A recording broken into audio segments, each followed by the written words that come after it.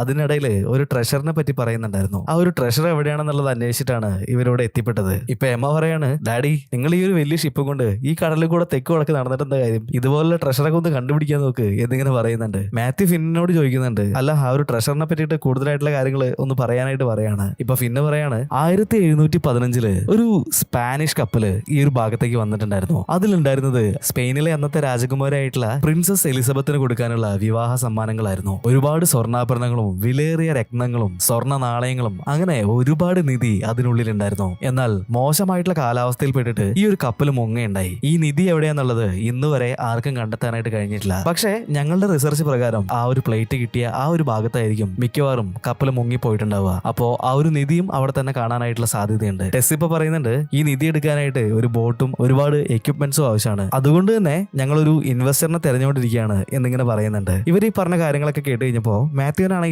ഈ ഒരു പ്രൊജക്ടിൽ ചെറുതായിട്ട് ഇൻട്രസ്റ്റ് വന്നിട്ടുണ്ട്. അതുകൊണ്ട് തന്നെ ഇതിൽ ഇൻവെസ്റ്റ് ചെയ്യാന്ന് അയാൾ സമ്മതിക്കുകയാണ്. പിറ്റേ ദിവസം രാവിലെ തന്നെ മാത്യുവിന്റെ ആ ഒരു ഷിപ്പില് ഇവര് ആ ഒരു പ്ലേറ്റ് കണ്ടുപിടിച്ചിട്ടുള്ള ഭാഗത്തേക്ക് പോയി നോക്കുന്നുണ്ട്. എന്നാൽ ഇവർ എത്തുന്നതിന് മുന്നേ തന്നെ